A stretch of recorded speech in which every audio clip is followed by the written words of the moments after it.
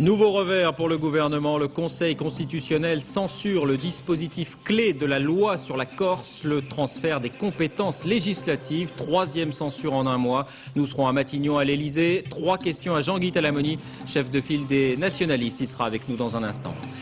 Les éleveurs ont-ils franchi la ligne jaune? Hier, en marge des manifestations, une chenillette, un engin de chantier, a été posé sur les rails. Le train arrivait à 150 km/h. Colère et stupeur à la SNCF. On a frôlé la catastrophe, dit-on. Le cannabis se banalise et ne fait plus peur. C'est la grande tendance mise en évidence par l'Observatoire des drogues dans son rapport. 1 jeune sur 2 âgé de 18 ans en a déjà fumé. Le Proche-Orient, Israël menace de réoccuper des secteurs palestiniens libérés après les accords d'Oslo en 1993. Notre enquête, les cas de désobéissance se multiplient parmi les soldats de Tsahal. C'est sa 4e joute présidentielle et les sondages le créditent de 10% des voix. Jean-Marie Le Pen est l'invité du nouveau rendez-vous politique de France 2, élection 2002, juste après ce journal. Bonsoir à tous, merci de votre attention. Après le financement de la Sécu en décembre, après la loi sur les licenciements la semaine dernière, c'est donc une nouvelle sanction qui est infligée au gouvernement par le Conseil constitutionnel. Il s'agit cette fois de la loi sur la Corse, présentée comme un des grands textes de la législature. Eh bien, elle est amputée d'une disposition centrale, celle qui donnait à l'Assemblée de Corse la possibilité d'adapter les lois nationales. Les réactions sont très nombreuses. Avant de les entendre, le détail de cette décision, Arnaud Boutet.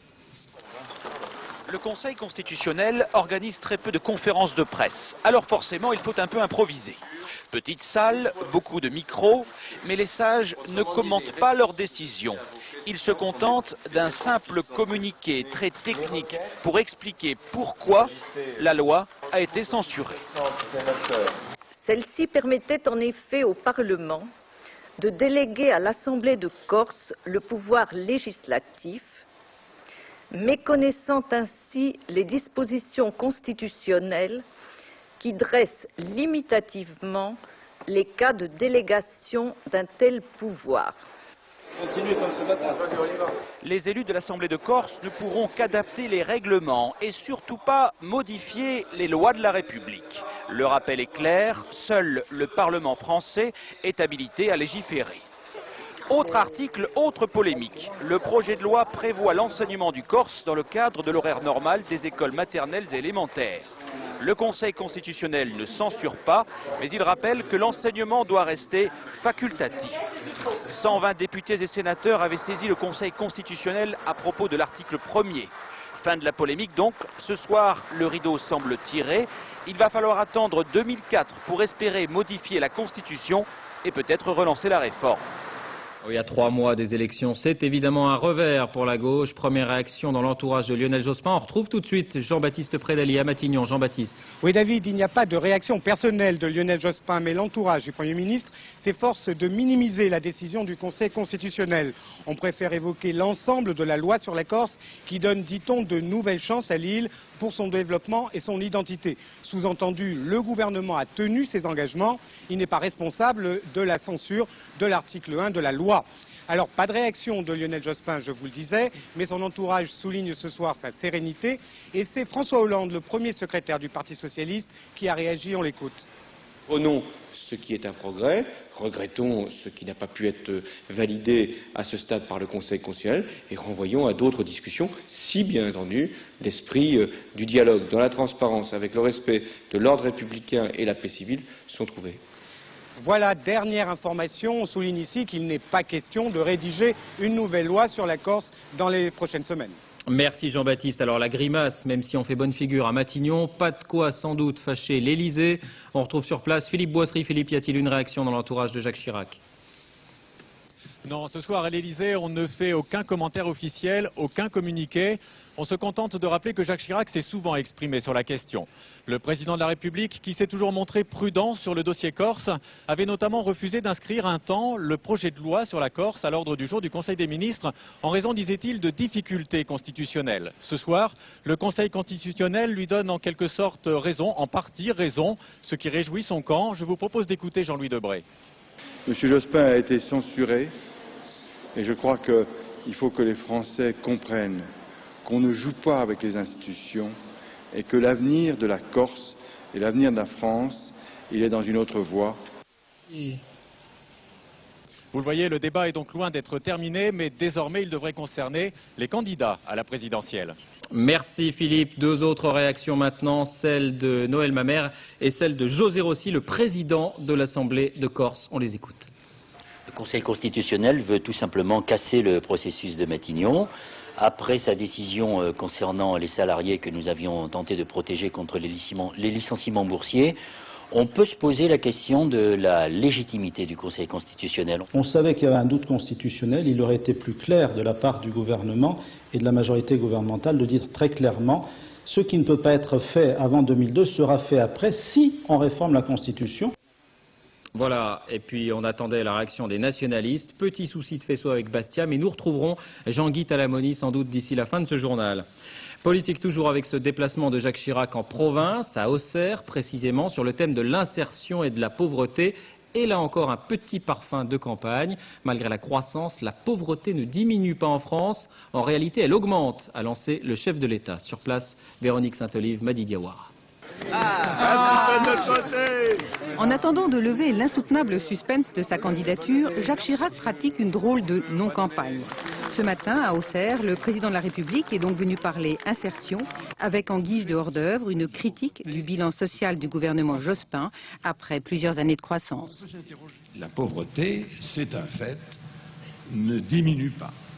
En réalité, elle augmente. Nous vivons dans un monde qui spontanément et naturellement a une dynamique qui tente à faire que les riches s'enrichissent et que les pauvres s'appauvrissent. Pour réguler les effets pervers de la mondialisation, Jacques Chirac ouvre donc des pistes, notamment pour les jeunes en difficulté. Création de chèques projets, de comptes individuels de formation professionnelle, accès aux prêts longue durée, avec en toile de fond baisse des charges pour les entreprises. 7 ans après avoir fait campagne contre la fracture sociale, Jacques Chirac affirme que c'est toujours sa priorité. Il reste au presque candidat à conquérir une nouvelle crédibilité. Réponse d'Elisabeth Guigou sur ce thème de l'insertion. La pauvreté a diminué sur le long terme et la tendance s'est poursuivie depuis 1997. Fin de citation. Du côté des Verts, on entendait Noël Mamère tout à l'heure à propos de la Corse. Eh bien, il a lancé officiellement sa campagne à Toulouse, sur le site ravagé de l'usine AZF. Il a demandé la fermeture totale du pôle chimique, une bombe au milieu de la ville, dit-il. Pas de rencontre avec les salariés. Auparavant, Noël Mamère avait aussi visité le futur site de fabrication de l'Airbus A380, projet également dénoncé par le candidat écologiste. La mise au point de Lionel Jospin. Ce matin, l'hebdomadaire L'Express révélait qu'une enquête préliminaire est ouverte sur les conditions d'achat par le couple Jospin de cette maison sur l'île de Ré. À l'origine des faits, une association qui parle de prix sous-évalués et relève que l'origine des fonds pour l'achat ne figure pas sur l'acte notarié. Dans un communiqué signé également par Sylviane Jospin, le Premier ministre s'étonne d'être l'objet de suspicions. Il donne le prix de la maison, un peu moins de 2 millions de francs pour 120 mètres carrés, et rappelle qu'elle était restée en vente pendant 3 ans. Et il donne aussi le détail des prêts bancaires qui ont financé l'acquisition. Jusqu'où peut aller la protestation? Question posée après les manifestations assez violentes des viticulteurs et des éleveurs hier. La SNCF parle d'actes inacceptables. Près du Mans, un petit engin de chantier posé sur les rails a provoqué une collision qui aurait pu avoir des conséquences très graves. Florence Griffon. L'avant de la locomotive est simplement plié. Pourtant, le choc a été d'une extrême violence. D'après les inspecteurs, il s'en est fallu de peu pour que le train déraille. Hier, cette rame d'essai est lancée à 150 km/h. Pendant ce temps, des agriculteurs bloquent les voies.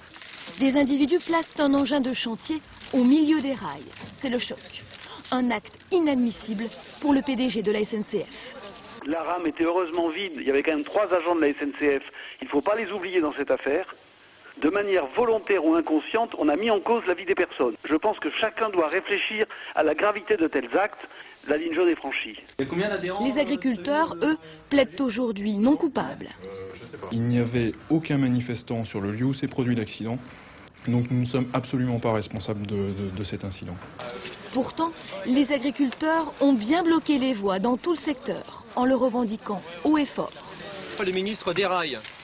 Donc symboliquement, au niveau national, on a souhaité faire des perturbations au niveau donc des voies ferrées au niveau de la SNCF. La SNCF a porté plainte. Une enquête judiciaire est en cours. Hier, 30 000 voyageurs ont été pris au piège entre Rennes et Paris. Le mystère des bus incendiés à Saint-Claude dans le Jura. En un mois, la quasi-totalité des véhicules de la compagnie municipale a été détruite lors d'incendies criminels. La police écarte la piste de violences urbaines. Il s'agit d'actions gratuites ou d'une vengeance personnelle, pensent les enquêteurs. À Lyon, le chiffre est impressionnant. 1230 voitures ont été incendiées, brûlées l'an passé. Chiffre en augmentation de 22% par rapport à l'année 2000. Sur place, Benoît Gadret, Jean-Claude Martin. Chaque nuit, 3 à 4 véhicules sont la proie des flammes dans l'agglomération lyonnaise. Et le week-end, ces actes de délinquance se multiplient. Les chiffres, après avoir baissé en l'an 2000, progressent à nouveau. La commune de Vénissieux est l'une des plus touchées. Son maire souhaite que la police dispose de davantage de moyens pour identifier les incendiaires. On a le sentiment de banalisation. On a le sentiment d'impunité et je crois que ça c'est catastrophique. Et il me semble que le bilan du département du Rhône aujourd'hui montre que vraiment il faut absolument réagir et qu'il y ait un plan efficace. Cette hausse des incendies ne fait qu'accompagner la progression générale de la délinquance. Certes, il y a les escroqueries à l'assurance, environ 15% des cas, mais l'essentiel est ailleurs. Un tiers des véhicules brûlés a été volé et utilisé pour des vols à main armée, des casses à la voiture bélier. Un autre tiers est le produit d'une violence urbaine, de phénomènes de révolte pour lesquels les témoins se font rares.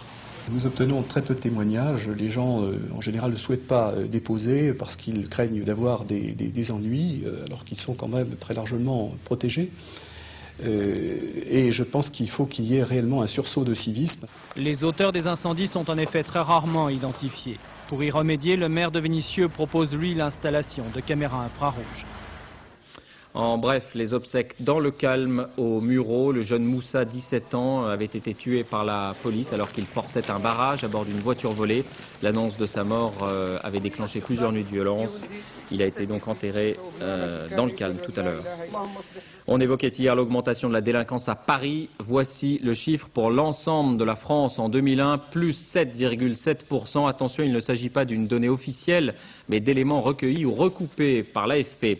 Parmi les plus fortes hausses, les vols à la tire, portables notamment, et les vols avec violence.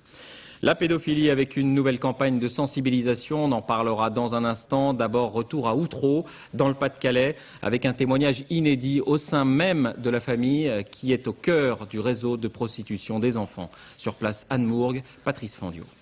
Alors un grand bonjour à ma famille, j'espère que vous allez bien. Moi ça peut aller. Des mots simples, ceux d'un jeune homme qui s'inquiète pour sa famille. C'est la dernière lettre que Peggy a reçue de son frère. Depuis 2 mois, il est en prison. Il l'a reconnu, il fait bien partie du réseau de pédophiles. C'est même lui, le premier, qui a dénoncé le meurtre de la fillette dont on recherche toujours le corps. C'est un gamin qui s'est laissé entraîner. Moi, je ne le vois pas autrement. C'est des sales personnes qui m'ont entraîné dans cette histoire-là. Parce que moi-même, j'ai des enfants chez moi. Je n'ai jamais connu mon frère à dire un mot déplacé ou même un geste déplacé. Aujourd'hui, une nouvelle fois, le frère de Peggy s'est rendu au palais de justice. Comme son père, lui aussi est en prison pour la même affaire de pédophilie. Pour en savoir plus sur le meurtre, le juge a confronté les uns aux autres 5 membres présumés du réseau. Et là, certains d'entre eux auraient changé leur version des faits. L'ensemble des personnes qui avaient été accusées de mon crime à l'époque sont revenues sur leur déclaration aujourd'hui. Pas plus de précision pour le moment, mais l'instruction s'annonce plutôt longue. Dès demain, de nouvelles auditions sont prévues au palais de justice. Ces faits sont-ils en augmentation ou bien la parole est-elle plus libre? En tout cas, on a recensé 5500 cas d'enfants victimes d'abus sexuels en 2000 contre 3500 seulement 5 ans plus tôt. Ségolène Royal, ministre déléguée à la famille, a présenté tout à l'heure le plan qui sera mis en œuvre la semaine prochaine avec notamment 4 spots d'information. On y reviendra en détail. D'abord, cette question, on se demande souvent si les enfants peuvent se relever de tels sévices et d'actes de maltraitance. Près d'Hervaux, dans les Deux-Sèvres, un centre accueille depuis 14 ans ces enfants retirés à leurs parents par les services sociaux. Reportage Laetitia Legendre, Jacques Gérard. Matou revient, les jours suivants, mais Matou revient.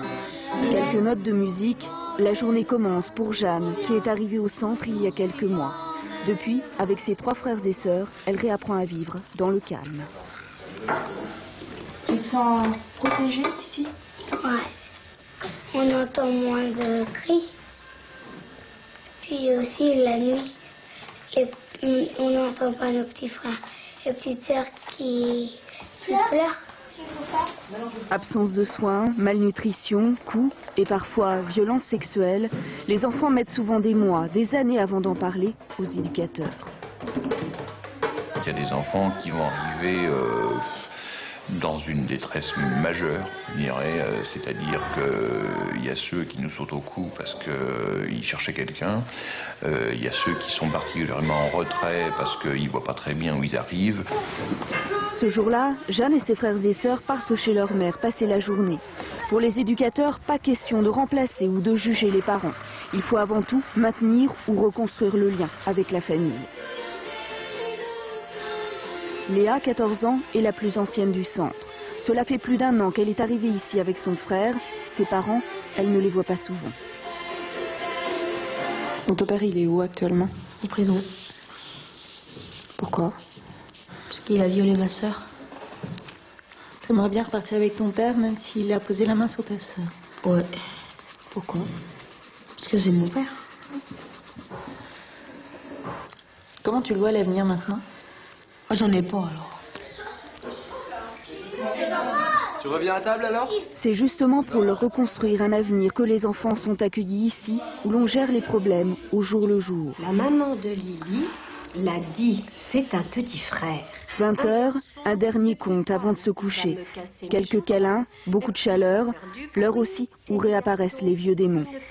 C'est difficile, c'est le moment où les parents manquent le plus et où ressortent toutes les angoisses de la nuit et toutes les choses. Donc il faut être assez rassurant et assez cadrant pour eux. Certains des enfants resteront au refuge jusqu'à leur majorité. D'autres, quelques mois, le temps de se refaire une santé, de réapprendre les rires et le plaisir de vivre en famille. Santé encore avec ce phénomène qui n'est pas sans lien avec le malaise des personnels. La crise des vocations, ses effets commencent à se faire sentir très concrètement. Ainsi, l'hôpital de Cherbourg vient de décider de suspendre toutes les opérations chirurgicales, sauf les urgences. Motif, on manque d'anesthésistes. Sur place, Claudine Gilbert, Fabrice Dujardin. En salle de réveil, les malades n'arrivent plus qu'au compte-gouttes. Depuis hier, les installations chirurgicales de Cherbourg sont strictement réservées aux urgences. Faute d'anesthésistes, il en faudrait 14. Ils ne sont que 6, tous débordés. On court toute la journée, au détriment de la prise en charge du malade. Par exemple, aujourd'hui, là je suis en orthopédie, je suis au bloc depuis 8 h ce matin, et j'ai aussi en charge un service de chirurgie, de chirurgie digestive, et je n'ai pas encore eu le temps d'aller voir les patients. D'où un fort risque de dérapage. Pour éviter les accidents, toutes les interventions planifiées sont donc annulées. Les malades sont priés d'aller voir ailleurs.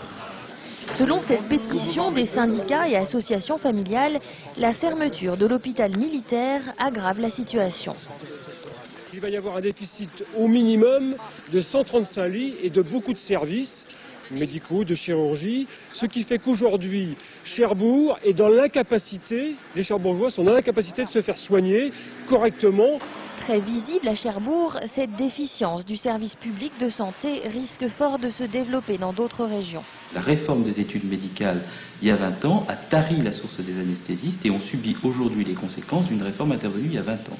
Pour stimuler les vocations, l'hôpital offre 10 000 € à tous les nouveaux candidats. Mais les anesthésistes, eux, préfèrent l'intérim, payés 2 à 3 fois plus cher.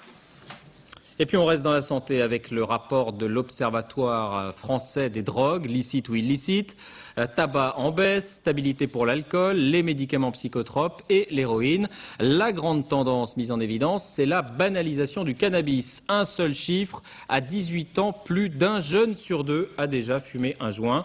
Banalisation de la consommation donc, banalisation aussi du sujet lui-même. Olivier Caroff, Dorothée Cochard. Vous allez voir avec ces quelques La drogue et les jeunes, vieille angoisse. On est que certains enfants, oui, j'ai bien dit enfants, commencent parfois à se droguer dès l'âge de 12. On fume pendant les récrés, on va dans les toilettes pour aspirer n'importe quel produit, et puis bon, on vient en classe, on veut s'éclater, on veut pas s'emmerder. J'ai 17 ans, j'ai commencé à me droguer à l'âge de 12 ans, au lycée. Il faut y se battre. Et voici la même question posée aujourd'hui à des jeunes d'aujourd'hui. Quelle est la première fois que vous avez fumé? Comment ça s'est passé? Est-ce que vous avez fumé jeune? Est-ce que vous fumez beaucoup? J'ai fait ça à 15 ans. Ça m'arrive 2 ou 3 fois par semaine, comme ça. Que tu fumes du actique? Non. Ta mère en a encore trouvé dans tes poches, tu nous empêches les cabinets.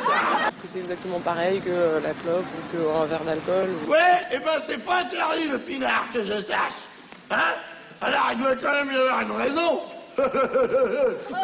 Pinard ou pétard, en France, ce débat-là n'est toujours pas tranché. Ce qui a vraiment changé, c'est que certains clichés n'ont plus cours. À 40 ans, vous serez des locumènes. Mishka, écrivain, 30 ans de fumette, elle a vu la grande évolution, celle des parents face au cannabis. À l'époque, si leur fils arrivait et leur disait bah, « tu sais, le samedi soir, quand on sort entre copains, on fume un joint », les parents paniquaient terriblement et imaginaient naturellement que leur fils était tombé dans la drogue et allait se retrouver dans le caniveau avec une seringue dans le bras 15 jours plus tard. Au lieu de ça, monsieur fume du actique avec les biquites. Vous avez jamais fumé un joint? Ça m'est arrivé, si, avec une étudiante américaine il y a très longtemps. Le stupéfiant aveu date d'il y a déjà 5 ans. Pour la dédramatisation, c'est oui. Pour la dépénalisation, ça reste non. Vous avez eu Honnêtement, ça m'a pas branché, pour tout dire. Alors, commentaire précisément de Marie-Lise Lebranchu, ce ne serait pas une mauvaise chose d'ouvrir ce débat sur la dépénalisation du cannabis, dit-elle. De fait, si les interpellations restent nombreuses, les poursuites sont aujourd'hui très rares pour l'usage de cannabis. Il y a quelques semaines, nous avions suivi l'action de la police dans ce domaine. Zindine Boudaoud, Audrey Goutard. Sarcelles, banlieue nord de Paris, direction une barre d'immeubles pour cette patrouille de la police. Déjà sur place, la brigade anticriminalité a arrêté 2 personnes. Dans les poches du plus jeune, un morceau de résine de cannabis. Le second s'est débarrassé d'une dizaine de barrettes en voyant surgir les policiers. Revendeurs ou simples usagers, la question sera tranchée au commissariat. C'est le quotidien des policiers dans les cités. 94 000 personnes ont été interpellées pour usage et revente de stupéfiants en 2000. 400 seulement ont été incarcérés. Tu veux en mettre qu'un en garde à vue? Bah oui, pour ça, je le passe pas en garde à vue. J'ai pris en plus pour... Parce que vous me trouvez avec 2 joints, je le reste en garde à vue. Eh ben oui. Non, franchement, c'est pas la loi, ça. Je suis désolé, si, monsieur, c'est la loi. Faudra vous vous renseigner, mais c'est la loi. Pour autre chose. Tolérance zéro, disent les policiers, puisqu'à partir des usagers, ils peuvent parfois remonter jusqu'aux trafiquants. Les échanges de produits ne se déroulent pas sur la voie publique, mais dans des endroits qui sont généralement fermés, des appartements, des halls d'immeubles, des caves, des endroits où nous n'avons pas directement accès. Donc il est nécessaire que nous obtenions des informations, et la meilleure façon de les obtenir, c'est par l'intermédiaire des usagers qui viennent de se fournir. Un travail jugé indispensable, l'économie souterraine des cités repose principalement sur le trafic de stupéfiants. À l'étranger, c'est bien une nouvelle phase de la campagne antiterroriste américaine qui a démarré ces dernières heures. Après l'Afghanistan, on évoquait la possibilité d'une action en Irak ou en Somalie. Eh bien, c'est aux Philippines que près de 700 soldats sont en train de débarquer, officiellement pour des manœuvres, en fait, pour aider les autorités à lutter contre le groupe Abu Sayyaf, qui a fait parler de lui, vous le savez, avec ses prises d'otages. Yann Fronty. Officiellement, ils ne sont pas là pour combattre, seulement pour épauler et conseiller l'armée philippine. Près de 200 soldats d'élite américains ont pourtant déjà débarqué. Mais Washington continue de parler d'un simple exercice. Ils sont là pour s'entraîner. Ils sont là pour assurer la logistique. Ils sont là pour un exercice avec les Philippins. En réalité, l'objectif des Marines, ce sont ces hommes, le groupe Abu Sayyaf, placé par les États-Unis sur la liste des organisations terroristes depuis le 11 septembre dernier. Abu Sayyaf, suspecté d'avoir reçu des armes et d'avoir été financé par Al-Qaïda, le réseau de Ben Laden. Ces hommes ont déclaré la guerre au gouvernement philippin et revendiquent la création d'un État islamique au sud de l'archipel. Ils se sont fait connaître à l'étranger en multipliant les prises d'otages d'occidentaux comme ici, à Jolo, il y a 2 ans. Des coups de main plus proches du grand banditisme que de l'action politique. Aujourd'hui, loin des montagnes afghanes, la traque du réseau Al-Qaïda et de tous ses alliés continue jusque dans la jungle philippine. Et des précisions sur les conditions de détention des prisonniers afghans sur la base de Guantanamo à Cuba. Elles ont été données par cet officier américain qui a présenté aux journalistes les savons et les brosses à dents mises à disposition, les rations alimentaires compatibles avec la religion musulmane et même les tapis de prière qui sont fournis aux prisonniers. Des représentants de la Croix-Rouge devaient arriver sur place aujourd'hui. En Grande-Bretagne, le gouvernement confirme son changement d'attitude. Nouveau coup de filet antiterroriste. 11 personnes, dont 2 Français, ont été arrêtées ici à Leicester, dans le centre de l'Angleterre. Il s'agirait de ramifications du réseau de Jamel Begal, écroué à Paris.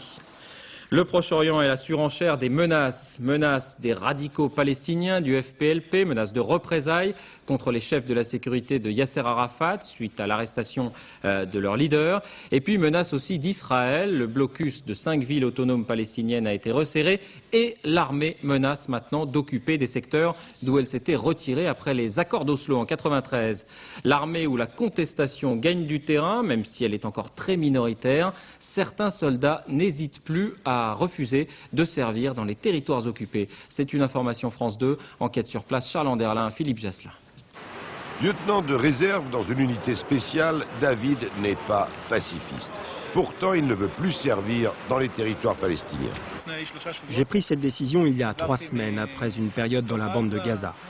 Mes supérieurs nous donnaient des ordres moralement inacceptables. Par exemple, en riposte à des tirs palestiniens, ma compagnie a reçu l'ordre de détruire 50 maisons à Dir el-Balak. Nous avons rasé 5 km de plantations, de serres et de maisons. Au barrage, on avait l'ordre d'interdire le passage des ambulances palestiniennes sous le prétexte qu'elles pouvaient être piégées. Mais j'ai bien vu que ce n'était pas le cas. Selon David, de nombreux soldats et officiers de sa compagnie ne veulent plus retourner à Gaza. Lui aussi, lieutenant de réserve, Ishaï a déjà fait de la prison militaire pour refus de servir. C'était en août dernier, près de Naplouse. À notre arrivée, on a reçu l'ordre de tirer à balles réelles sur tout arabe qui ramassait une pierre. Après 15 jours, l'ordre a été annulé, mais par ailleurs, on devait assurer la protection des colons extrémistes lorsqu'ils attaquaient des passants palestiniens. Ces témoignages contredisent la version officielle. Ce sont des accusations graves que je ne peux que récuser et voir comme calomnie par rapport à l'armée israélienne et par rapport à l'État d'Israël. En tout cas, Ishaï et David affirment que leur mouvement de protestation fait tache d'huile. Un nombre croissant d'officiers de réserve refuseraient ce qu'ils considèrent comme des ordres illégaux et immoraux. Retour en France avec les dernières heures de la Grande Roue. Elle sera bien démontée à partir de lundi prochain. Un accord a été trouvé entre Bertrand Delanoë et Marcel Campion. La mairie de Paris s'est engagée à trouver un nouvel emplacement, peut-être dans le 19e arrondissement, ou à racheter l'attraction. Économie, les effets de la crise du 11 septembre. Airbus annonce l'équivalent de 6000 suppressions d'emplois d'ici fin 2002, mais sans licenciement. Le nombre de commandes serait en baisse sensible dès cette année. Boeing avait annoncé des dizaines de milliers de suppressions d'emplois il y a quelques semaines. L'euro est un phénomène que vous avez sans doute constaté, les tracas liés aux centimes, aux petites pièces. On n'avait plus l'habitude. Les consommateurs cherchent donc souvent à se débarrasser de cette ferraille encombrante. Les commerçants, eux, ont tendance à arrondir au montant supérieur. Reportage Martin Gouès, André Sora. Au bureau de tabac, on ne sait plus quoi en faire. Il y en a à revendre. Et il y en a encore 3 fois comme ça. Chez le boucher, on n'arrive pas à les attraper. Ah, moi, je peux pas les prendre, c'est clair? Voilà. Et dans ce tiroir caisse, il n'y a plus de place. Les centimes d'euros sont trop encombrants, même dans les porte-monnaies. Je ne suis pas tout à fait d'accord avec le principe de trop de pièces. Trop de pièces, trop de pièces. On peut s'en débarrasser chez le boulanger ou dans les petites surfaces, quoi. La petite monnaie permet pourtant de vérifier que les prix ne dérapent pas. Ainsi, 1 kilo de pommes à 11,90 francs vaut aujourd'hui 1,81 €. Mais pour les commerçants, ces pièces compliquent les tâches quotidiennes. On passe 1h30 à 2 heures à faire les caisses. Alors ça, c'est pas génial, hein. Car elles sont nombreuses, la France a frappé plus de 4 milliards de ces petites pièces. Certains veulent donc les supprimer, mais cela veut dire arrondir et augmenter les prix. Et là aussi, c'est l'occasion de râler. Il y en a pas mal de mécontents sur les hausses de prix déguisées avec l'euro. Allez, au revoir, bonne journée. Les obsèques d'Henri Verneuil, cérémonie à l'église arménienne de Paris. Dans la foule, parmi les très nombreuses personnalités, Alain Delon, Charles Aznavour ou encore Roman Polanski. La dépouille du metteur en scène sera amenée vendredi à Marseille, ville de son enfance. Vous vous souvenez sans doute de la campagne d'affichage qui avait fait beaucoup parler « Demain, j'enlève le bas », c'était dans les années 80. Le photographe s'appelait Jean-François Jonvel, il est mort aujourd'hui. Photographe de pub, photographe d'art aussi, il est très connu pour ses photos de lingerie. La mort aussi de l'écrivain espagnol Camilo José Cela, prix Nobel de littérature, il avait 85 ans. Le sport en 2 images, du tennis d'abord, l'image du jour aux internationaux d'Australie à Sydney, c'est la qualification la nuit dernière d'Amélie Mauresmo. Elle a battu la Slovaque Katarina Srebotnik. Chez les hommes, qualification de Nicolas Escudé, élimination en revanche du finaliste de l'an passé Arnaud Clément et de Jean-François Bachelot. Et puis du patinage, ils étaient jusque-là abonnés au bronze. Hier soir à Lausanne, au championnat d'Europe en couple, Sarah Abitbol et Stéphane Bernardis ont décroché la médaille d'argent, encourageant à 3 semaines des JO. L'or pour les Russes Tatiana Totnianina et Maxime Marinine. Avant de refermer cette édition, retour sur la principale information de cette soirée, l'invalidation par le Conseil constitutionnel de la principale disposition de la loi sur la Corse, la possibilité pour l'Assemblée de Corse d'adapter les lois nationales. Direction Bastia avec nous Jean-Guy Talamoni, chef de file des nationalistes à l'Assemblée de Corse. Vous avez participé à ce processus de Matignon. Alors pour vous, est-ce que cette décision du Conseil signe l'échec de la loi ? Oui, je crois qu'on peut parler d'échec de la première étape en tout cas. Je crois que pour la loi, il y a une phase importante qui est 2004, mais il est vrai que ce qui s'est passé ces dernières semaines, et en particulier ce soir, augure mal de la suite des opérations. Donc je crois que la Corse est victime de règlements de comptes politiciens, parisiens, qui lui sont totalement extérieurs. La Corse est instrumentalisée, la question Corse est instrumentalisée, et malheureusement, ce sont les Corses qui en font les frais. Je crois qu'il faut, pour la seconde étape de 2004, si on veut vraiment régler la question Corse et arranger, je dirais, y compris les relations entre la Corse et Paris, je pense qu'il faut absolument faire les choses différemment. Il faut que la loyauté qui a prévalu, je dirais, dans le camp de la Corse, de la part des élus de la Corse, pas seulement les nationalistes, eh bien cette loyauté doit se trouver aussi à Paris, ce qui n'a pas été le cas pour l'instant. Merci Jean-Guy Talamoni d'avoir été avec nous. On continue avec la politique, c'est la fin de cette édition. Tout de suite, élection 2002, Olivier Mazerolle, Gérard Leclerc reçoivent Jean-Marie Le Pen. Ça va suivre ensuite la météo, Patrice Drevet. Le point route, Valérie Maurice, 21h, envoyé spécial. Minuit 50, le journal de la nuit. On se quitte sur d'autres clichés de Jean-François Jonvel. À lundi.